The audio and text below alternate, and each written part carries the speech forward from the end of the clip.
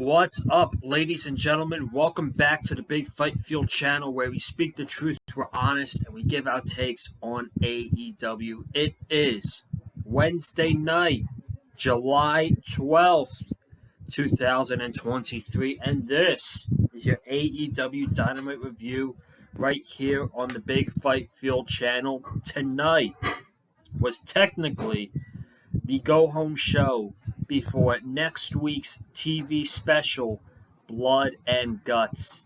Thought tonight was a really good show. The last segment to end the show, we got revealed the fifth and final member for the Blackpool Combat Club and the Elite. For the Elite, it was very predictable. We all knew it was coming. Kota Ibushi is the fifth member for the Elite. He did not show up tonight. They were saving the pop for next week at the TD Garden, which is going to be crazy. I cannot wait for him to come out in front of that crowd, probably in front of a sold-out TD Garden next week for Dynamite. So he was not there tonight. However, the more interesting one was who was going to be the fifth member for the Blackpool Combat Club. Ideas were pitching out there on the internet. Chris Hero, Tony Khan was trying to get Chris Hero possibly into Blood and Guts. A lot of people, they were mentioning Evil Uno, which from the Dark Order, listen, Evil Uno, he's a great wrestler, but Evil Uno as the surprise mystery guy in Blackpool Combat Club, that would have been really disappointing. I understand he bled with them, he went to war with them and all that stuff, or against them, but I think that would have been a huge letdown. The guy that I think it was going to be was Chris Jericho. It was not Chris Jericho. At the end of the night, the Bastard Pac was revealed as the fifth man for the Blackpool Combat Club. And I, as well as many others, did not even think of Pac being the fifth man for the Blackpool Combat Club. But if I'm being honest with you guys, he fits perfectly into this match. If you guys remember, in the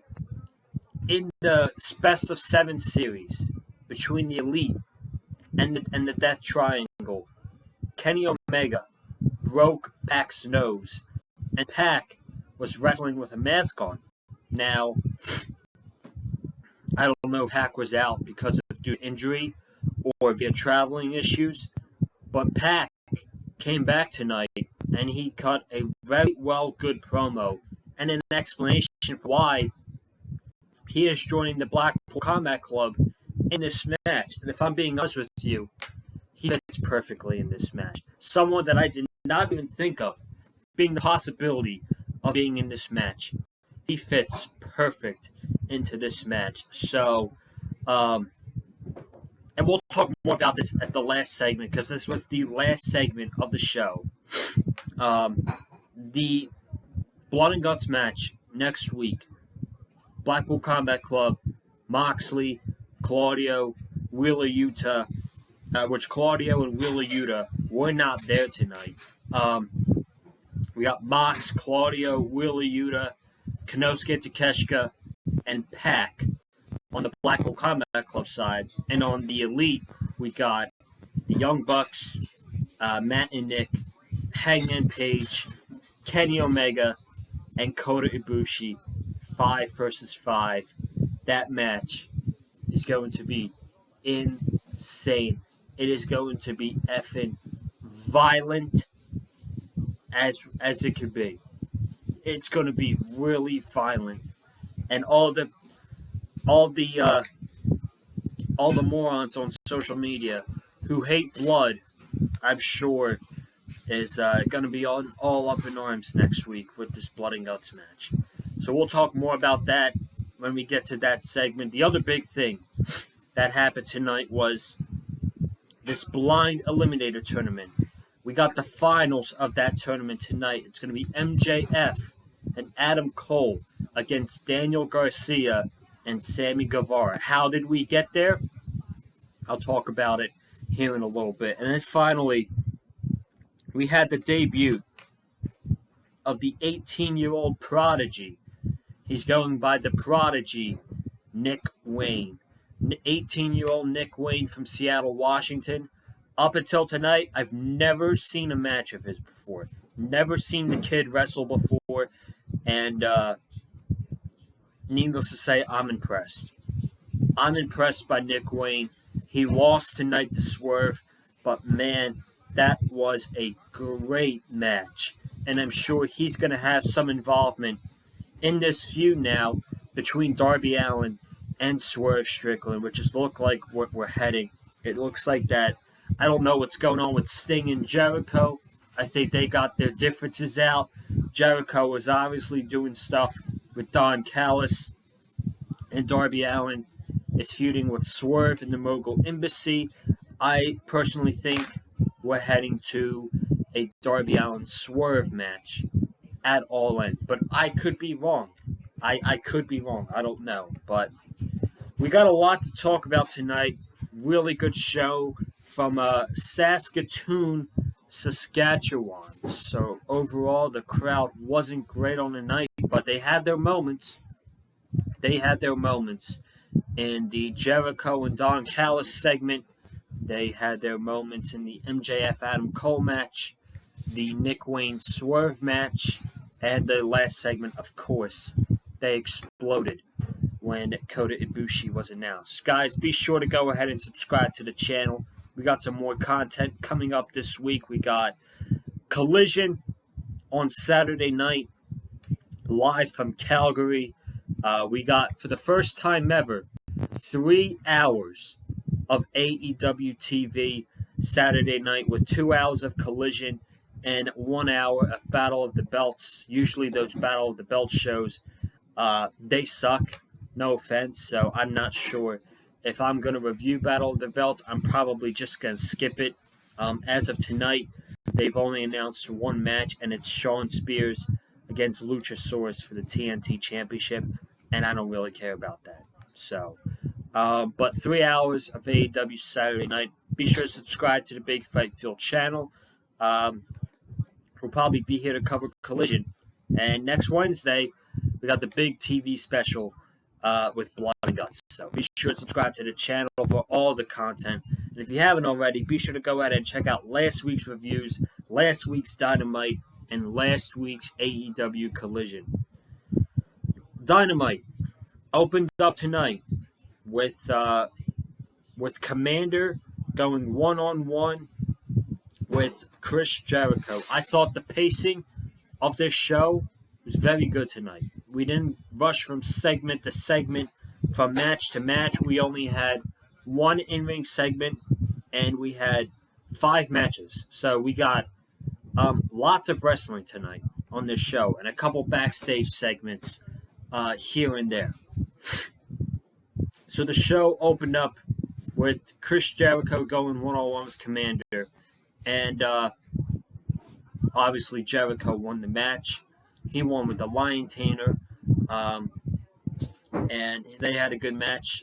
Commander running the ropes, always impressive to see him do that. Jericho reversed one of Commander's high-flying moves into a code breaker in midair, which Commander kicked out at 2, and Jericho ended up hitting the Lion Tamer, and Commander, he tapped out. So, I mean, those two had a good match. It wasn't anything too crazy, but besides Commander running the ropes, I thought about this with Commander. He signed with All Elite Wrestling, and then he's got Alex Abrahantes as his new manager. So I guess that Alex, he's managing all the luchadors of AEW. He's with Penta and Phoenix. They're Ring of Honor Tag Team Champions, and he's out there tonight with Commander. So more Alex Abrahantes, I guess. But with Commander, what AEW's got with him is, if they need Commander for a good match, that's what he's there for.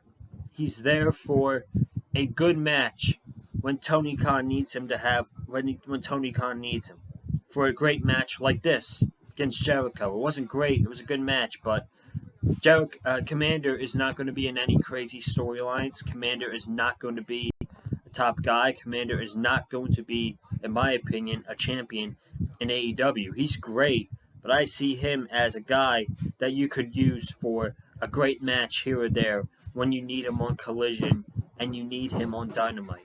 But the big picture here is Chris Jericho and Don Callis. So after the match, Callis came out and he interrupted Jericho, and Callis came out to a chorus of boos. The people absolutely hate Don Callis everywhere he goes. And Callis, he talked about last week's conversation with Jericho, and he said, I'm going to continue to give you as much time as you need. And Callis was bringing him back to memory lane when they were back like 20 years ago, 30 years ago, when they were wrestling all up and down Canada together. And he said, the wrestling world is buzzing at the possibility of Chris Jericho joining the Don Callis family. So Jericho, he's complacent. It's basically the same thing as last week. Jericho is back and forth on it. He doesn't know what to do. And Don Callis, he's going to give him as much time as possible. But as I said last week, I will say it again. I think Chris Jericho should join the Don Callis family because, number one, the Jericho Appreciation Society is not needed anymore. They were in their big feud with the Blackpool Combat Club last year. They were great, and they were pretty useless after that. Just have Sammy and Garcia go out on their own. Jake Hager and 2.0. 2.0 is a great tag team. I know they're treated as jobbers. I'm a fan of 2.0. I hope they get more work in AEW. They're a great tag team, but have them go out on their own. Jake Hager, I'm not so sure. There was a segment with Jericho and Hager later on in the night, and Hager's like, "Are you really leaving us?" And Jericho's like, "I don't know what to do. I have some thinking to do." And he's like, "Look, I've been here with you since day one. I left my undefeated MMA Bellator record because of you, because you called me and you got me a contract to All Elite Wrestling. This doesn't only affect your career, this affects my career as well." And he says, if you don't need my services, he hands over the purple hat to Chris Jericho and he leaves.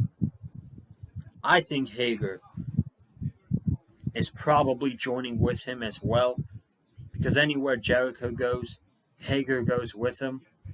So I think I could possibly see Hager joining the Don Callis family as well.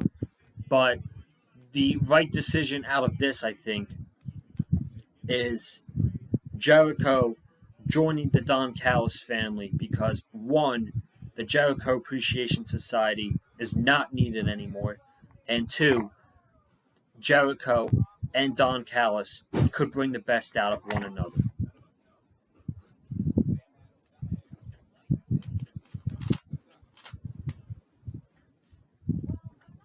We got a backstage interview with Jack Perry.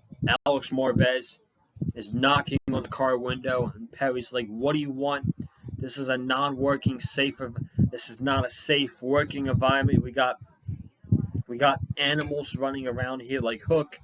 And Marvez is like, "When's the match happening with Hook?"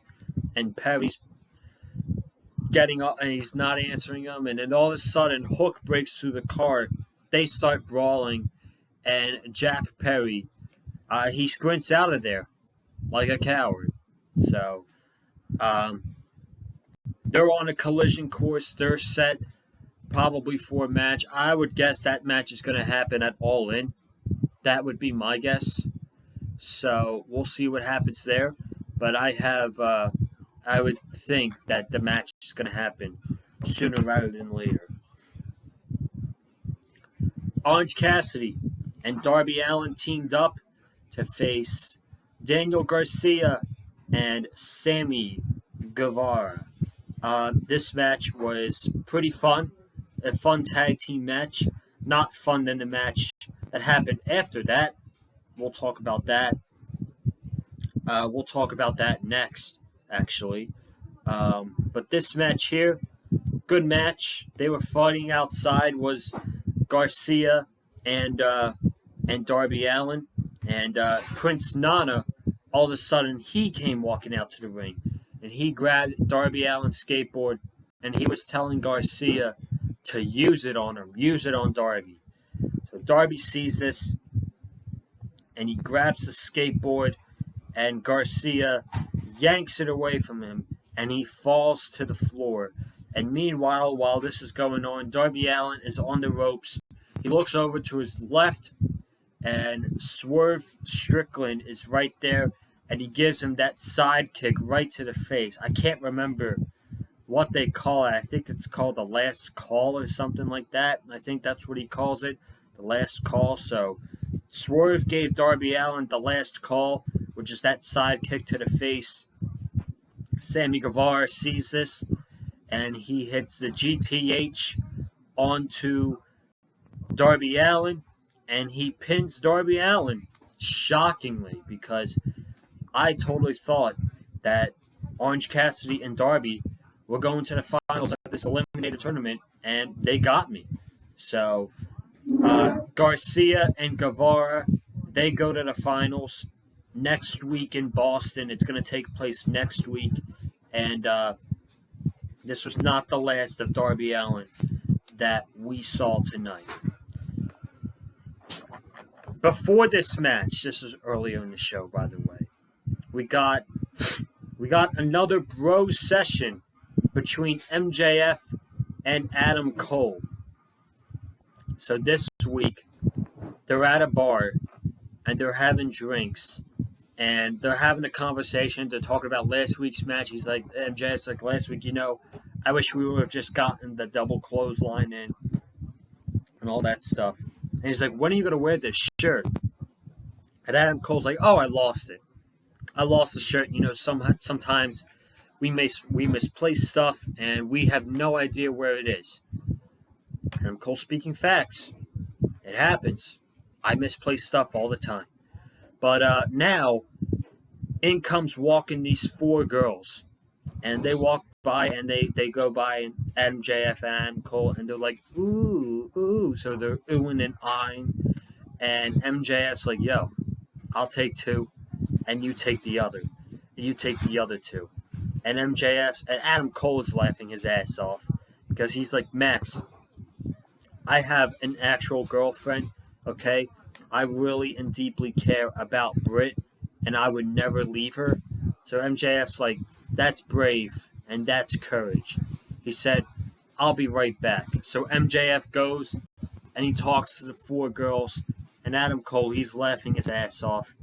And MJF comes back, and he's like, oh, that was an experience. That was fun.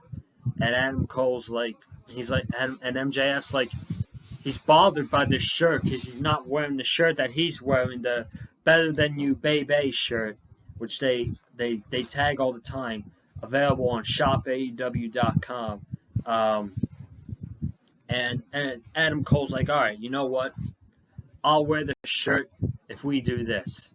And he's whispering into his ear, and MJF is going ballistic. He goes, what the? And then they cut to the next scene, which is MJF and Adam Cole in a room playing video games. And what video game are they playing? They are playing the new AEW Fight Forever game. And in this game, they are showing MJF and Adam Cole teaming up against FTR for the Tag Team Championships. And eventually, Adam Cole and MJF, they hit the Shatter Machine on FTR, and they win the tag team titles in the video game. They are going crazy in the room. and they were celebrating. They won the tag team titles in the video game. I mean, between last week's segment with those two guys in the gym and now these two playing video games, playing Fight Forever, I mean, this is TV gold. And this is by far the best thing on AEW television right now. And if it wasn't for the Bloodline storyline going on in WWE, this would be the best thing of all of wrestling. It is absolutely amazing week-to-week television with what we are getting with MJF and Adam Cole. Now, we're not done there, because before they go out for their match against Big Bill and Brian Cage, Adam Cole's being interviewed by Renee backstage. And he's on the phone and he's talking to MJF. And all of a sudden, Roderick Strong appears. And he's got his neck brace on and he's like, "You're not really trying to be best friends with this guy, are you?" And he's like, "Roddy, he's not that bad of a guy." He said, when we first became friends, we weren't the best of friends. We weren't all that cool in the beginning, and now you're like a brother to me, dude. So Roddy is being like, "Oh, you're not being best friends with MJF, are you? You're not leaving me for MJF, are you?" So Roderick Strong, he is playing a key role in this storyline with MJF and Adam Cole. He is the jealous friend. He's supposed to be friends with Adam Cole, but he is jealous that Adam Cole is friending MJF more than him. And MJF, as we know, MJF is evil. MJF, he's the devil. So this is great. And they go out for their match.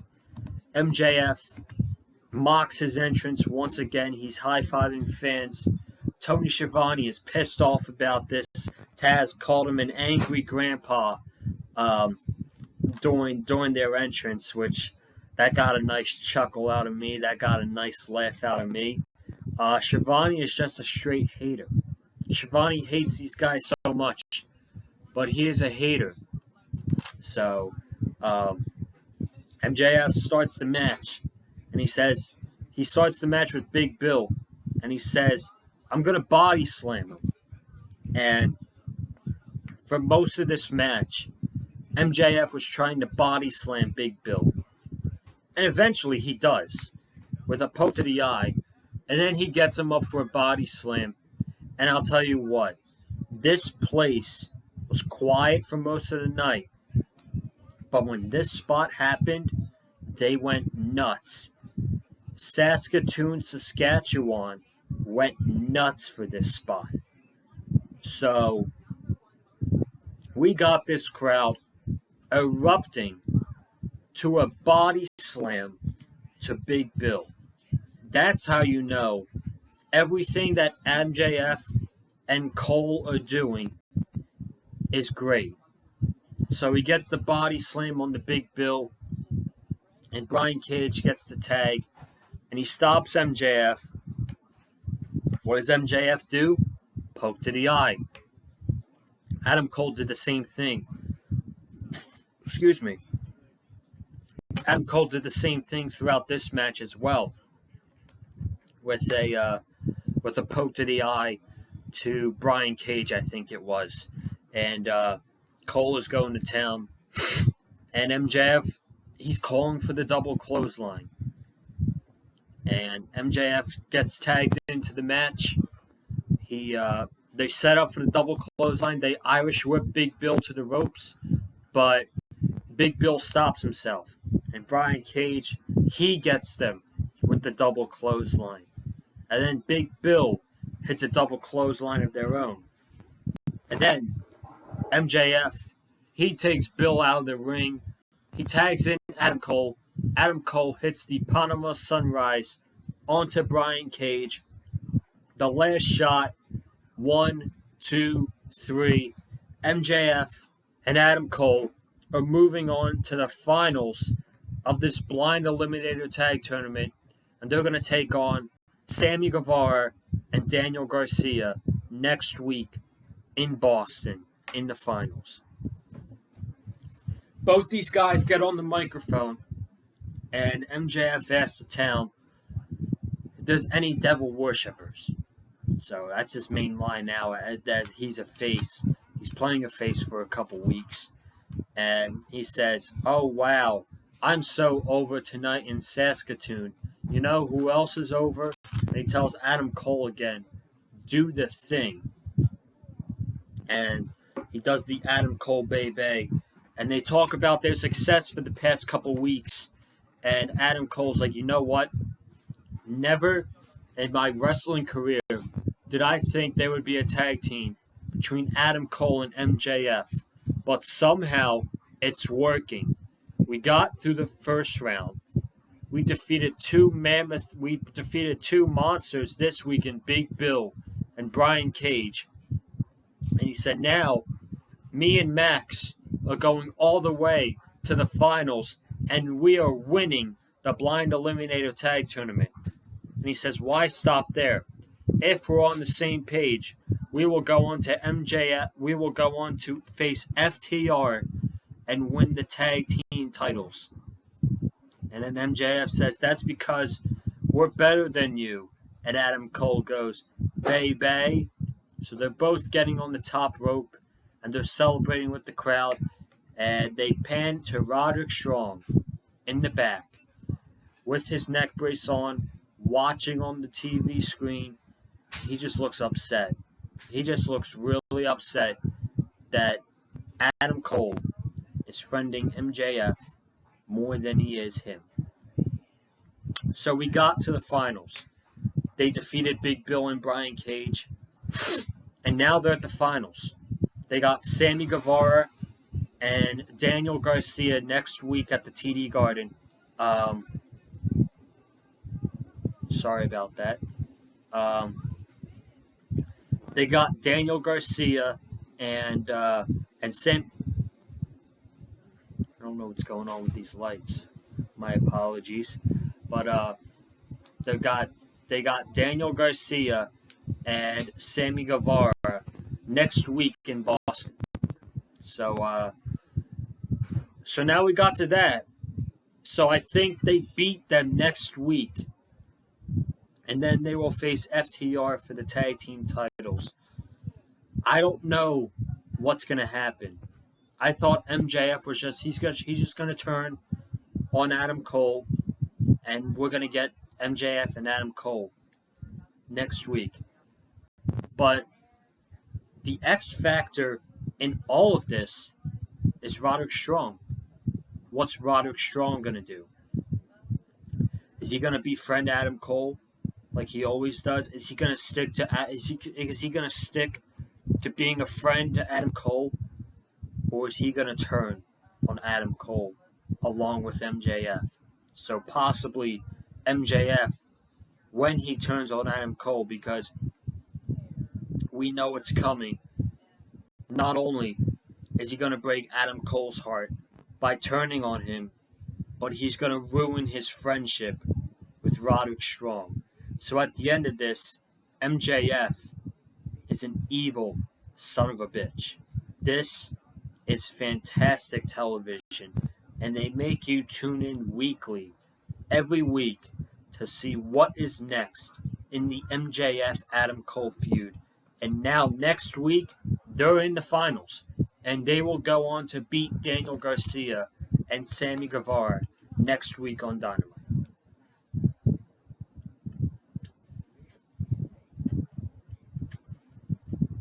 I can take one more here.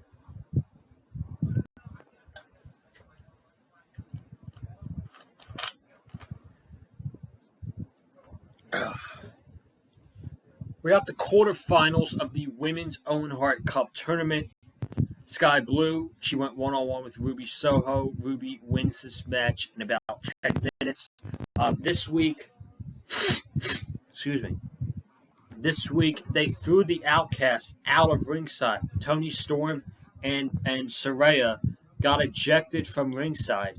And now Ruby Soho's fighting alone alone. The story about this was Ruby's knee. Not Ruby's knee. Sky Blue's knee. Because the Outcast attacked Sky Blue in the beginning, which led to him to being thrown out. And now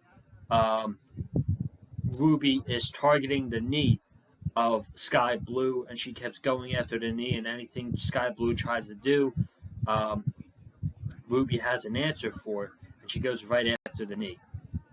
Ruby got landed on her face, and she was playing like she had broken her nose. She was holding her face like this, like she broke her nose like she did at All Out in 2022.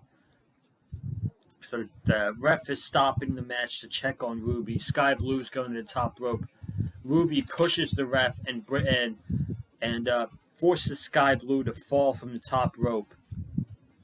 She hits the No Future onto Sky Blue, and Ruby is going to the finals of the Women's Owen Hart Cup tournament Saturday night on Collision, which more than likely she's going to be facing Willow Nightingale. And the 1-year undefeated streak of Athena is going to come to an end.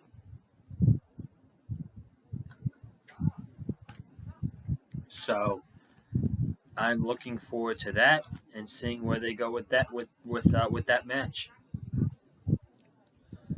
Nick Wayne made his debut tonight against Swerve Strickland. These two had a lot of history from the independent scene in Seattle in Defy Wrestling.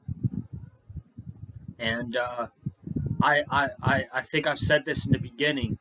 I have never seen a Nick Wayne match before tonight. Tonight was my first glimpse at Nick Wayne, and he impressed. They got a "This is awesome" chant. This match was fucking great. This was a great match. For this week's edition for Dynamite of Go Watch the Match, if you haven't already, go watch this match. This was the best match on tonight's Dynamite show. So Nick Wayne is getting high-flying offense on Swerve in the beginning, and they're countering each other's moves, and they get to a standoff. And Nick Wayne, they are fighting on the apron, the hardest part of the ring. Then they both get up to the top turnbuckle, and Nick Wayne gives Swerve a Hurricane Rana to the outside, which looked like it fucking hurt. That looked brutal. So they go to commercial break, and Nick Wayne is getting worked on his neck by Swerve. So he's going after the neck of Nick Wayne.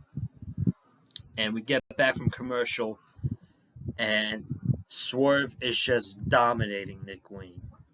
And Darby Allin, he comes out from the tunnel to encourage Nick Wayne. Get some encouragement for Nick Wayne. And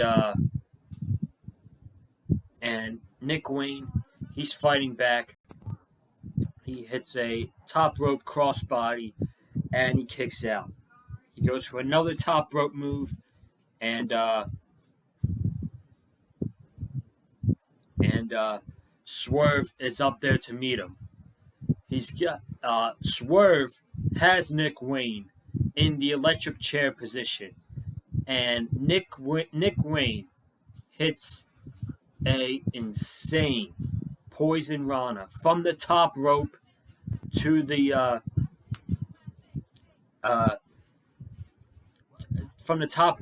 to the mat. Absolutely insane. Then he goes for the World's Cutter, which is his finisher. He goes for a cutter, and Swerve got his foot on the rope. And they meet at the top rope again. He gets Swerve up to the top rope, and he tries to go for a top rope Hurricane Rana. Instead, Swerve catches him, and he gives him a power bomb from the top rope to the mat, and he then gives him the last call, which is the side kick to the face, and Nick Wayne kicked out. And this crowd started chanting, "This is awesome. This is awesome," when Nick Wayne kicked out of the last call. And then Swerve bent Nick Wayne's elbow. He bent it backwards. Nick Wayne, he was telling Darby Allin, "I need you, I need you." And Darby got there, and Swerve hit the Phantom Driver onto Nick Wayne, and he got the win. Right call. Swerve going over was the right call in this match. He's been losing too much. Swerve has been losing too much, and this win tonight over Nick Wayne, it's good for him. And I don't know when the match is happening with Keith Lee. At this point, I don't care. Fightful came out with a report yesterday saying there are still plans for a one-on-one match between Swerve Strickland and Keith Lee. At this point, I don't care. Move on. Get them the different storylines. Swerve has direction now. Swerve is feuding with Darby Allin. I think those two are going to go one-on-one at All In at Wembley Stadium. I think that's the direction for All In that Tony Khan is going with here, is a one-on-one match between Swerve and Darby Allin. But for Nick Wayne, man, he's all elite. He got the graphic from Tony Khan tonight, and he was impressive. And he had a great match with Swerve, and it was the best match on the show. If you did not already, go check it out. Rampage. On Friday night, we'll see the semifinals of the Women's Owen Hart Cup Tournament. We have Willow Nightingale against Athena. Konosuke Takeshita is going to be in action. The Dark Order is going to have a talking segment. We will see Keith Lee and Dustin Rhodes against Daddy Magic and Cool Hand Ange. And I think we're going to hear from Toni Storm as well. So maybe they're setting up Tony's next opponent for her women's championship. Good. She needs challengers. So that's for all you people that are tuning into Rampage on Friday night. Collision. So far, we got the finals of the Women's Owen Hart Cup Tournament. Ruby Soho is going to be taking on the winner of Athena and Willow Nightingale, which more than likely is going to be Willow Nightingale. The finals of the Men's Owen Hart Cup Tournament. CM Punk one-on-one with Ricky Starks. I don't know who is going to win. That's a tough call. That is a really tough call. And then this 2 out of 3 falls match for the AEW Tag Team titles. We got FTR defending against Jay White and Juice Robinson. Bullet Club Gold. Can't wait for Saturday. And then next week in Boston, we got the Blood and Guts match. And we got the finals of the Tag Team Eliminator Tournament. Sammy Guevara and Daniel Garcia against MJF and Adam Cole. Baby.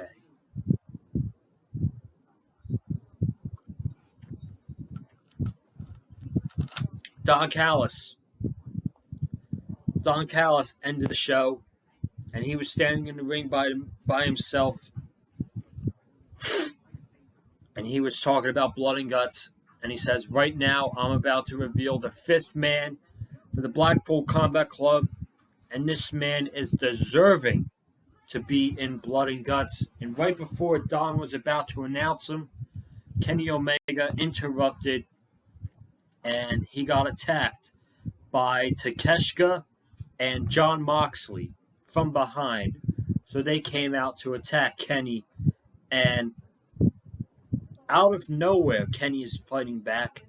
Out of nowhere, Pac, who we haven't seen since match 7 of the Best of 7 series. We have not seen Pac since January.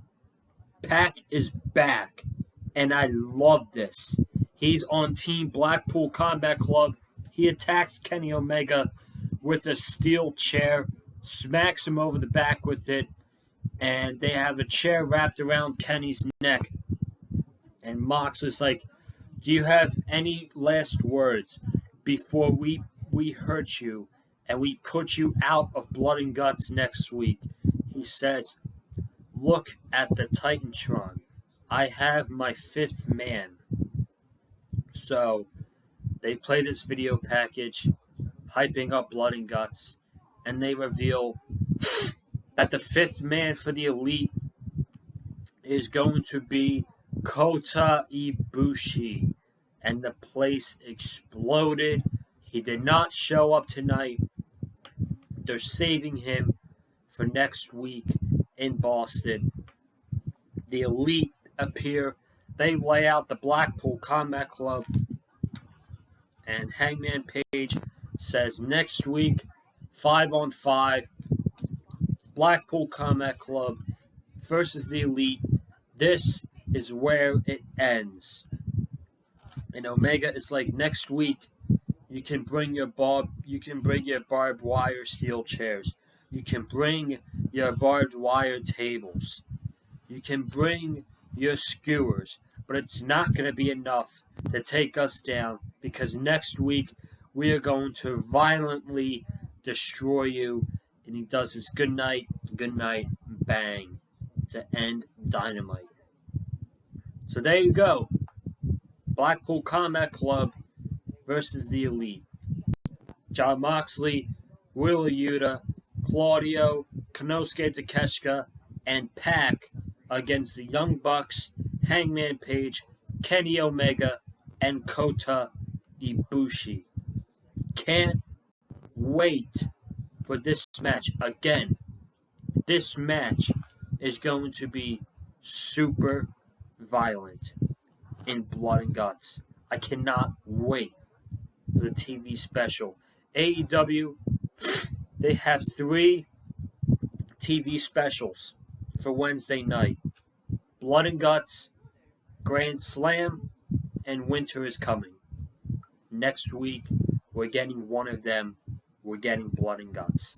Can't wait. But folks, I'm getting out of here. Thank you so much for joining me on the channel tonight. If you haven't already, be sure to subscribe to the Big Fight Fuel channel. I'll be back here Saturday for a Collision to round out the week. Might do a news video as well. We got a lot of AEW news to talk about, so I might drop one maybe tomorrow or Friday. I'm not so sure yet.